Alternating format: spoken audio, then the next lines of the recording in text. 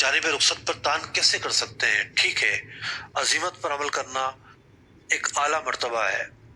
لیکن اس کا مطلب یہ نہیں کہ کسی جگہ اگر رخصت پائی جا رہی ہے تو کوئی یہ کہے کہ نہیں جناب۔ مثال کے طور پر بعض اوقات کلمہ حق بلند کرنا ضروری ہوتا ہے، لیکن بعض نے اگر بلند کر دیا تو وہ بھی کافی ہوتا ہے۔ بعض کا ایسے مواقع ہوتے ہیں کہ بعض کا کلمہ حق بلند کرنا بقیہ کی طرف سے کفایت کرتا ہے، یعنی وہ کلمہ حق بلند کرنا واجب علی الکفایہ ہوتا ہے یا فرض علی الکفایہ ہوتا ہے، ہر فرد پر واجب نہیں ہوتا۔ جیسا کہ آپ دیکھتے ہیں کہ کوئی غلط قانون پاس ہونے لگا اور کچھ علماء کا بیان آ گیا، مذمت آ گئی، عملی ایکٹیویٹی ان کی آ گئی، مذاکرات شروع ہو گئے، کوئی ایسی چیز شروع ہو گئی، تو انہوں نے سب کی طرف سے ایک حق ادا کرتے ہوئے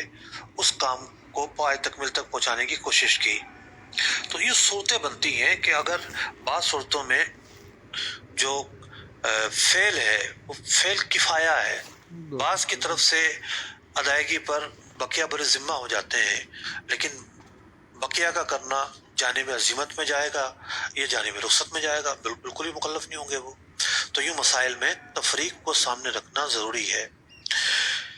ناظرین کرام، عزیمت اور رخصت پر تو بہت تفصیل سے ہماری گفتگو ہوئی۔ اگر یہ لفظ کہیں بھول جائے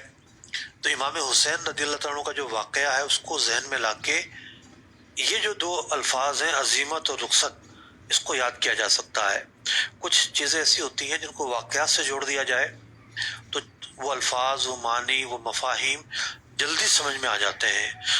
تو امام حسین رضی اللہ تعالیٰ عنہ نے رخصت پر عمل نہیں کیا بلکہ عزیمت پر عمل کیا۔ تو عزیمت اور رخصت کا جو مفہوم ہے واقعہ کربلا سے ہم ذہن سے اگر نکل جائے تو اس سے دوبارہ ہم سیکھ سکتے ہیں۔ ایک موضوع ہمارا یہ ہے کہ وہ کون سے مواقع ہیں جہاں اصلاً اباحت نہیں ہوتی۔ 3 ایسے مواقع ہیں، بلکہ علماء نے اس کی تفصیل بیان کی ہے اور بڑی شرح اور بسط کے ساتھ تفصیل بیان کی ہے۔ اس کا خلاصہ یہ ہے کہ بعض کام وہ ہوتے ہیں کہ جو کسی نہ کسی موقع پر واجب ہو جاتے ہیں، یعنی وقتی طور پر تو وہ کام حرام ہے، لیکن کچھ ایسا موقع بھی ہے کہ وہ واجب بھی ہو سکتے ہیں۔ جیسے جان بچانے کے لیے مردار کھانا، یہ واجب ہو جائے گا جب کچھ بھی نہیں مل رہا، کیونکہ جان بچانا فرض ہے، جان بچانا فرض ہے۔ جب کوئی چیز بھی نہیں مل رہی تو صرف مردار ہے، تو بقدر ضرورت جس سے جان بچ سکے اتنی چیز اختیار کرنا واجب ہو، مطلب اتنی چیز لینا، کھانا، یہ واجب ہو جائے گا۔ تو ایک تو صورت یہ تھی کہ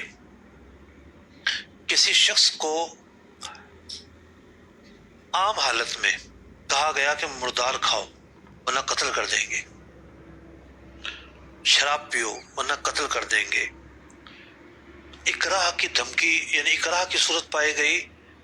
اب اگر یہ کام کرتا ہے تو یہ جائز ہوگا، کیونکہ کوئی نہ کوئی ایسا موقع ہے